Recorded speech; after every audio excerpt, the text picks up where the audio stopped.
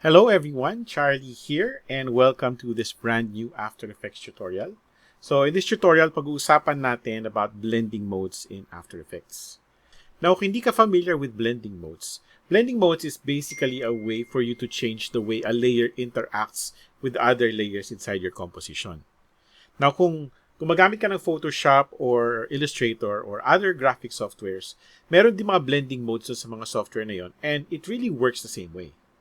Now, in After Effects, the way to access the blending modes is by going through this transfer switches here.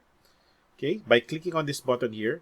So, malalaman mo if na-activate mo na yung blending modes if makikita mo itong mga options na to, the modes and the track mattes. Now, to change the blending mode in a layer, all you have to do is to select it. And then, dito sa drop-down na to on the modes, just click and dito makikita mo lahat ng mga different options mo for blending modes. So, all you have to do is just pick one and then makikita mo na yung effect niya doon sa layer mo. Now, of course, napansin nyo, no, ang dami mong different options with the blending modes and it can take a while if you want to test out the different blending modes na gusto mong i-implement. So, a quick way to do that is just to use the shortcut key. And remember this, that Shift plus and Shift minus.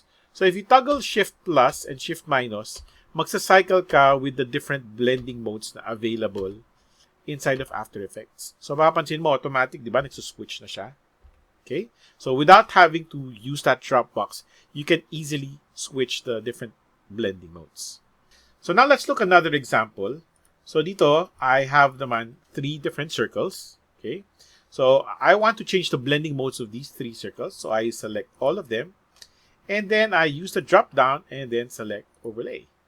So, mapapansin nyo, it doesn't just change the way that these layers interact with the background, it also changes the way it interacts with each other.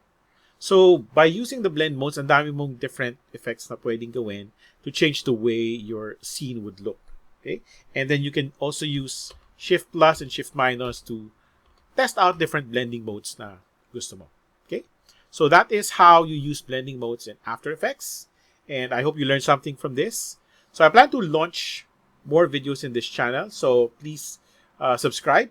And I'll see you on the next video. Thank you. Bye-bye.